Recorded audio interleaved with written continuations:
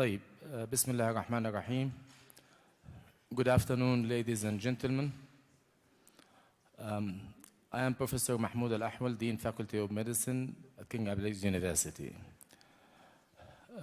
I would like to start the session for the afternoon, starting by Professor Richard Fuller. Professor Richard Fuller, he is professor and the director of Christie Education in Manchester in UK, with an innovative portfolio, local, national and international education work focused on realizing learner potential and improving healthcare outcomes, in association with Manchester Cancer Research Center and major partner including the University of Manchester.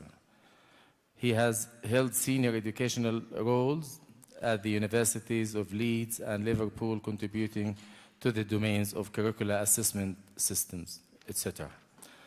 Dr. Richard, he practices clinically as a consultant stroke physician and geriatrician. He holds a number of national UK educational advisor roles, including acting as an assessment expert for the General Medical Council and leadership of the GMC test competence panel. He is the current chair of the Aspire to Excellence panel in health profession education assessment, set up by the Association of Medical Education in Europe.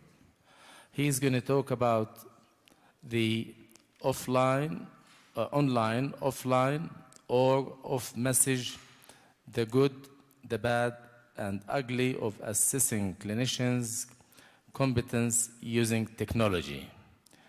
He's going to talk to us on this subject as pre-recorded video from UK.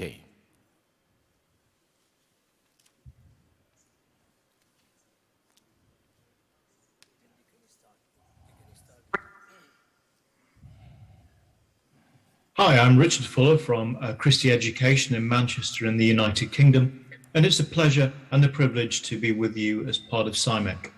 I'm going to switch off my camera now, but I'll be available at the end as part of the Q&A and the live discussion.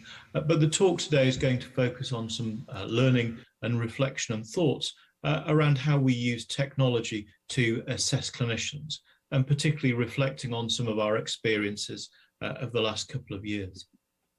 I'm going to start by some thoughts and reflections about our understanding of the benefits and pitfalls of technology in assessment before COVID, some reflections on what we've learned over the last couple of years, and to try and pull that together with some recommendations and guidance from the Ottawa Consensus Group, which have been focusing on the use of technology to enhance assessment within health professions education. So it's fair to say this is a reasonable representation of where we were in the time before COVID. The increasing use of mobile technology, whether that was in the classroom or in healthcare settings, the rise of virtual and other types of simulation, and as we'll talk about in more detail in a second, the real growth of online technology-based and e-portfolios.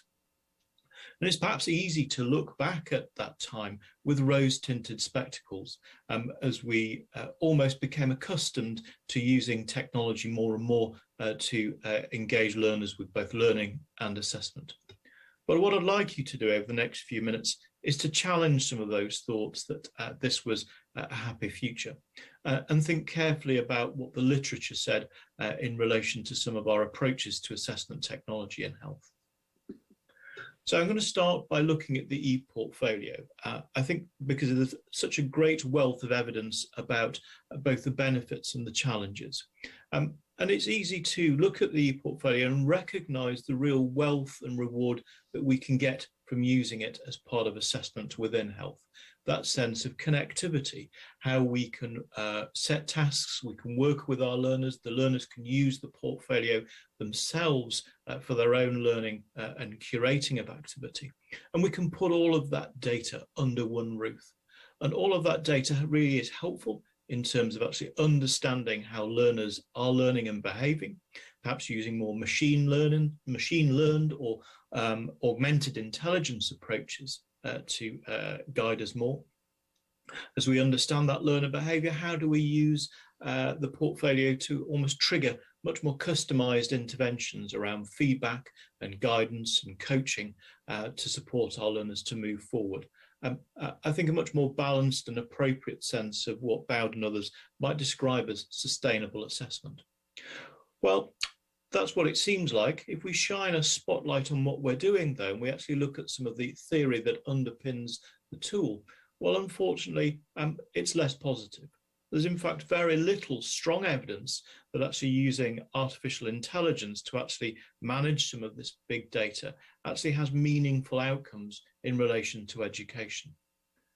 There's an emerging and rather disturbing group of evidence that suggests that this sense of actually just measuring what learners do can be very, very unhelpful, either because we're recognizing, or we're failing to recognize, should I say, approaches to learning that aren't effective, but we're not correcting learners. So they just carry on thinking that submitting everything the night before is absolutely okay, or that the focus on measuring actually leads learners to become more and more anxious. I'm scared of making a mistake. What if I upload the wrong thing? What if I don't do very well on this piece of work? What does that mean?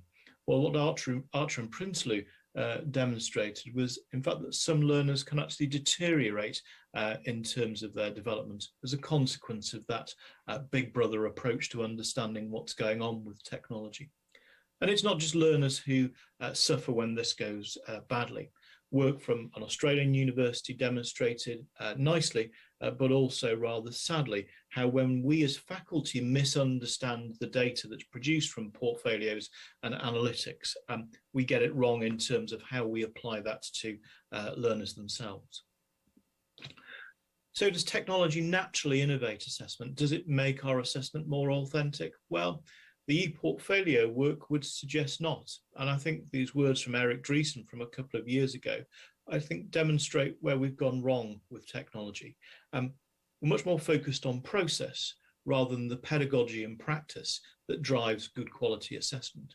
And if we're not careful, particularly in health, I think this could be one of the problems we see with technology-based assessment, that we end up with system failure. And there are lessons there for patients in terms of safe care, but also for learners in relation to their trust in assessment and ourselves. So moving forward, did COVID really help us understand and do better?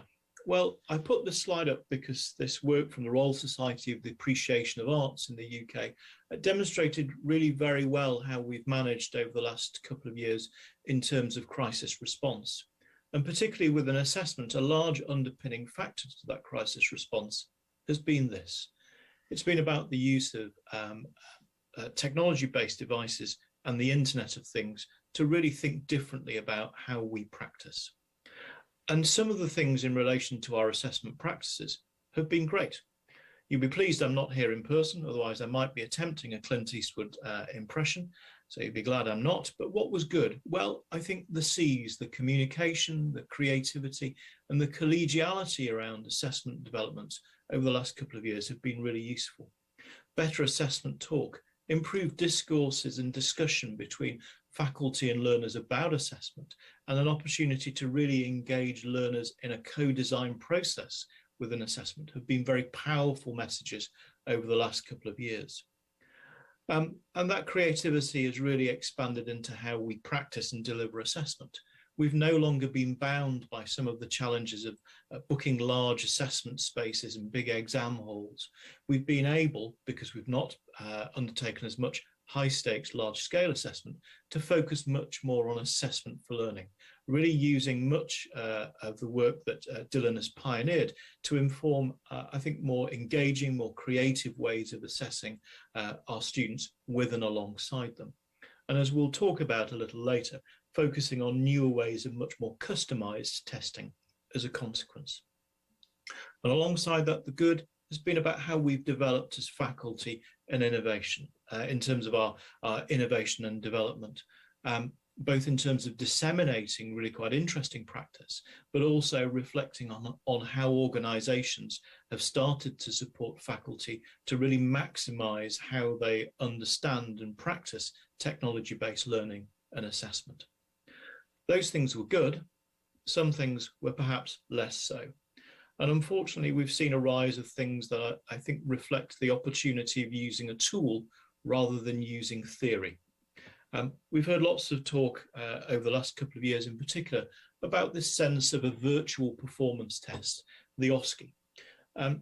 My concern is that the principles that governed really high quality practice before, when we assessed students face to face in relation to patient care, have rather been ripped up and forgotten. That we can just use an iPad and a simulated patient, and we can do a couple of those encounters, and we can then make a judgment that student is competent and can move on and progress within their program of study. I don't think that's what we intended and sought to do, but unfortunately that seemed to be what we achieved.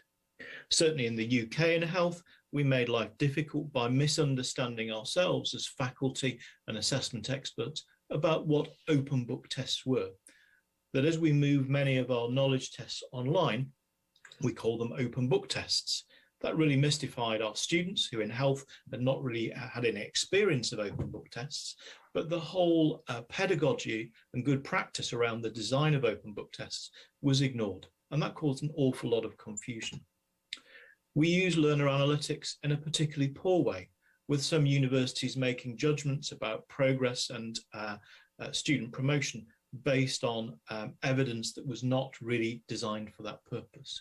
And I think it really reinforces what Meredith Broussard has highlighted as a sense of artificial unintelligence, poor machine learning, but also, as we pointed out in the earlier slide, poor application by faculty, poor consequences for learners. And what were some of the unintended consequences of this rapid upscaling, should I say, of technology for assessment? Well, I think two. The Ottawa Consensus recommendations, where an international group got together over 10 years ago to think about technology-enhanced assessment, warned us about the sense of transmediation. Just simply dropping an assessment online does not make it better, or in fact, we've seen, actually makes it worse because we don't think about the systems and processes that govern our assessments alongside that. So we saw more transmediation, and we also saw error, as faculty and students learned very, very quickly how to use technology whilst juggling high stakes assessments. And unfortunately, the issues around construct irrelevance have become more and more important. Because we've chosen tools because they seem shiny and innovative and exciting, we've forgotten that we move away from an authentic construct of assessment, particularly when that assessment looks nothing like how we might practice in a healthcare setting. And that leads to major problems for learners and faculty. So it's felt that the last couple of years, certainly for students, have felt like this. They're not quite sure what assessment looks like. They're not quite sure how it's going to seem. And Clint Eastwood again, do I really feel lucky?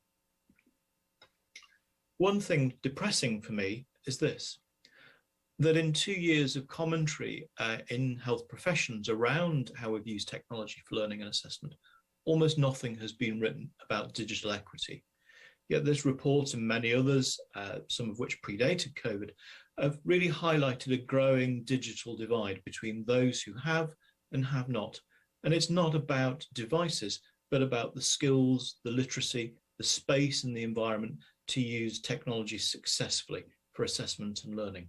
And that's been a compounding challenge on top of some of these poor assessment design issues. Here's the ugly though, and this is about professionalism and our views of student behaviour around using technology. And as you'll see from one of the cartoons there, it's not just an issue for health. We're seeing this, for example, in online chess. But the narrative is this, that if I use technology for assessment, I have to be worried about student cheating. And because I'm worried about cheating, I develop very, very complex systems that all shout about mistrust, not just mistrust between faculty and learners, between learners themselves, and sometimes the organisations we all work and study within. And that those adversarial systems, unfortunately, have led to more risk. Again, because we're grappling very, very quickly with tools we've never used before, we make errors. Our students are trying to manage assessment alongside how do I do this on Zoom with my camera on? And on top of that, as we gather data, what data are we actually measuring when these proctoring systems are actually hoovering up an assessment period? And what's the security about that data?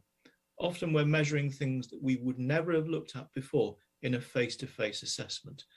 Body position, eye contact, all of those are perhaps the personal space in which a student might be doing the test online. None of the things that we looked at before, but many things that are highly personal and I think quite challenging to deal with. So where might we move forward? If I use the technology analogy, how can we reboot? Well, I want to share some thoughts and outcomes from the broader literature in relation to technology learning and assessment and the work of the Ottawa Consensus Group that's been running over the last couple of years. And the first message is this, is that before we pick up the shiny tool of technology, we actually pop it down and we think about whether our assessment is fit for purpose. Is it fit for purpose, full stop? And is it ready to be transformed with technology? That we engage with many of the principles, not just within health professions education about good assessment, but we really embrace the learning from wider educational assessment about many of the principles that you're going to hear next in relation to assessment for learning, about good quality feedback, about the importance of really understanding what authentic assessment is, because just popping it online or popping it on an iPad doesn't make it authentic. Arguably, it's making it less authentic.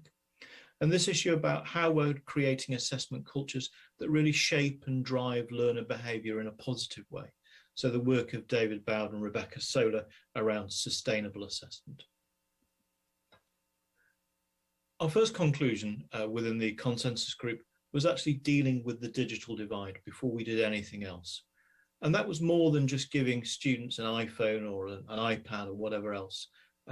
In resource poor times all over the world, that's clearly not an appropriate solution, and that we need to think much more about how we design programs to use technology alongside assessment and minimize some of those issues about digital inequity.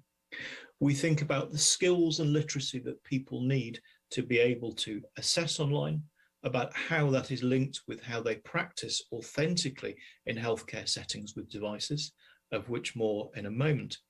But also we're thinking about what is simple and effective, that has an evidence base and has a track record with other people using it. And the work by Hart and the concept of, say, the Modern Professional Learners Toolkit has been revolutionary for me, because it reminds us that how many of our simple tools, Microsoft Office, YouTube, that we are more familiar with, that we have already, can be very, very powerful in supporting assessment. And finally, we think about the processes that sit around assessment. So again, avoiding some of those transmediation errors that Ottawa talked about 12 years ago, we make sure that our assessment systems are actually fit for purpose to adopt technology. And again, learning for me is actually thinking about frugal innovation cultures that are resource poor, that have adopted technology very, very carefully and very effectively, because they've had to think very, I think very differently and with a degree of agility about how they manage the processes around learning and assessment when using technology. And we can learn much from them. The second message was to use assessment in a wise and effective way across the whole assessment life cycle. So it is not just about saying I'll use an iPad for assessment in anatomy on a Friday for one module. How can we think in a much more impactful way? Well, the first was to think carefully about what assessment authenticity is and what we're trying to achieve with assessment, and how technology can support rather than hinder some of these messages around personalization and creating more ability and more space and learner agency in terms of managing their own progress, my apologies. That we place learners and faculty at the heart of design. Too often we see that we buy the technology or we procure the technology, and then we're thinking downstream about whether this is going to work effectively. And I mentioned this before, but we need to think carefully about where we're using technology clinically within our healthcare practice and ensure that we're really aligning our assessment around this. So do I know how to use the technology with and around patients and colleagues to provide better care? And as a practicing physician, I think about my ward round just yesterday, where this was pretty routine, about using devices to look up scans and blood results, access guidelines, consult with colleagues, and even with patients and relatives. It's really important that our assessment actually meets and aligns with this level of practice. A key message for me in terms of using assessment technology wisely is that learner engagement really, really matters. And again, as we've moved away from high stakes tests, particularly over the last couple of years, there's been a welcome growth in good assessment for learning. And I think a great example for me comes from Alex Webb and colleagues in the Australian National University, where they were looking at anatomy assessment.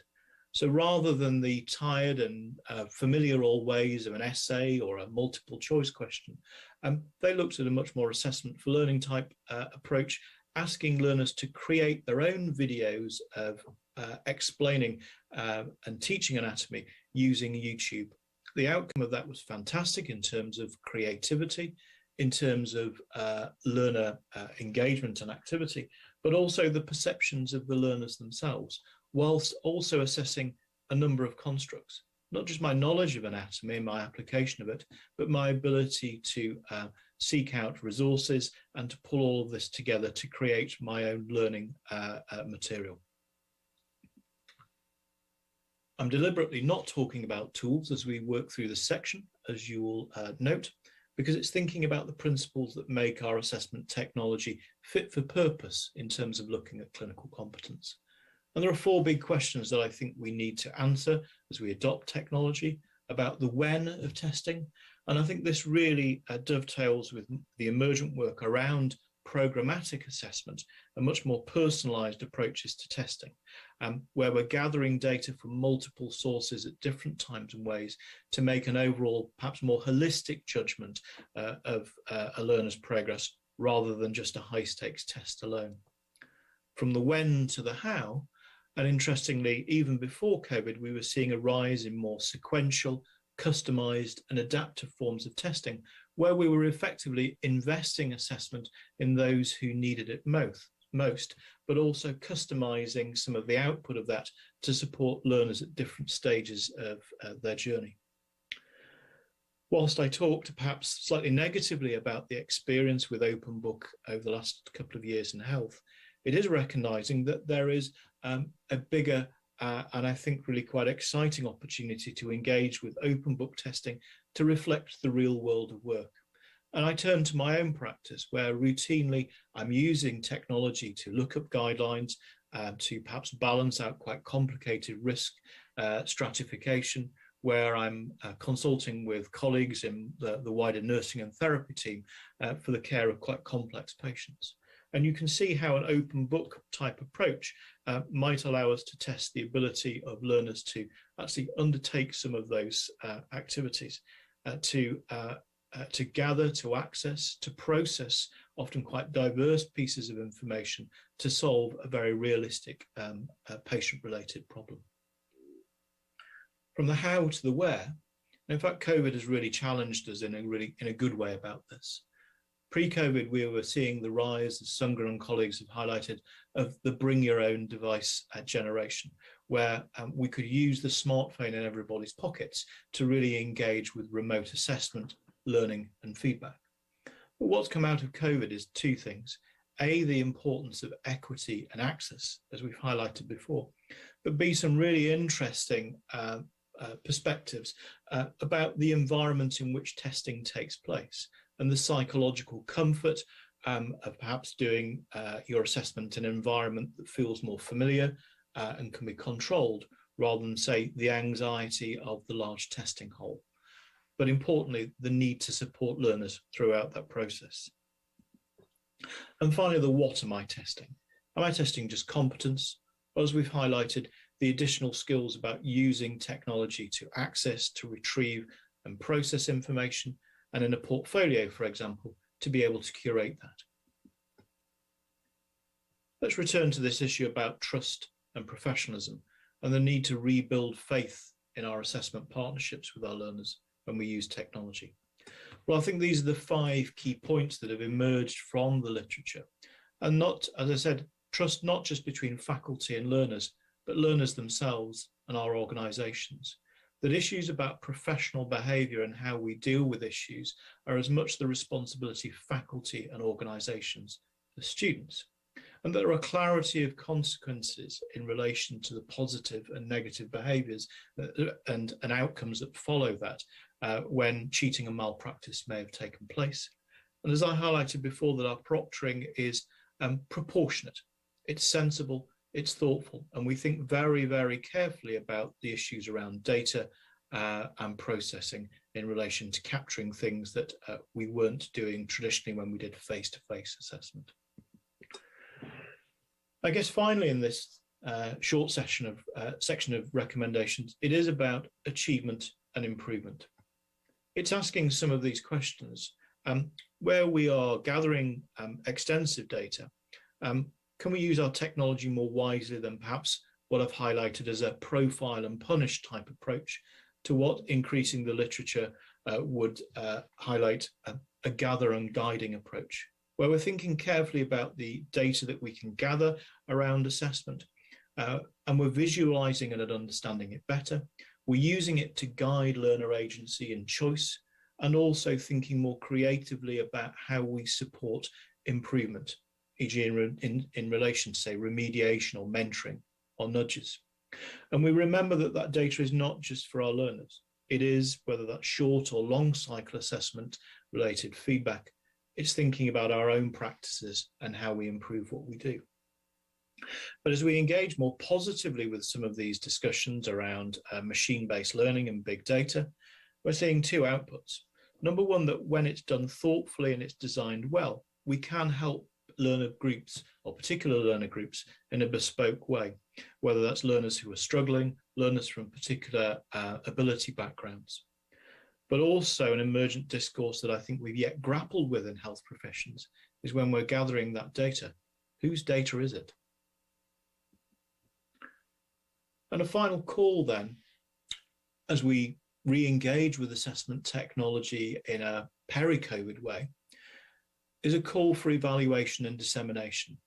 So little is shared in terms of both good pedagogy and good practice within health professions education. And I think there's a need for us to research more wisely, but also disseminate more effectively. So what could the future look like? Well, what people are really highlighting in this period, which we know as the 4th industrial revolution, this fusion of person and machine and the Internet of Things, is that humans and people are increasingly important when we're using technology for assessment and learning. And Gert Leonhard, who is a technology futurist, highlights something that's very appealing to me, this sense of human-only traits. The things that we can't automate and we can't use a machine for are going to become really, really valuable. So I think there are some interesting questions for assessment around some of these areas, such as creativity and ethics. And how do we assess the decision not to use a guideline or a machine to actually make a decision about a patient? How do we test when we abdicate from that system and do something differently? Because again, for many of us, that reflects the real world practice. So can we look towards a better technology future? Some concluding remarks for me are around this, that we need to rethink about what assessment is. That assessment is not the adversarial form that many of us have encountered and our students still experience, but it is about engagement in relation to learning and a diagnostic process that helps us answer, how am I doing and where do I go next? That feedback supports that journey, and that our systems are much more about learners and patients, and perhaps far less of a focus on the needs of the testing organisation in relation to their own processes and demands. And I guess with that thought in mind, an opportunity as we go forward, as we embrace technology, to change our assessment culture, to think much more about assessment as that partnership with learners and patients. because my final words are these from William Pollard 150 years ago, the sense that we need to grapple with change, primarily because learners and faculty have experienced a very different taste of assessment over the last couple of years. We really got to engage with that and get it right going forwards. For which I thank you very much for your attention.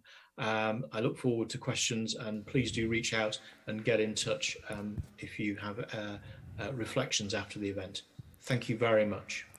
Thank you.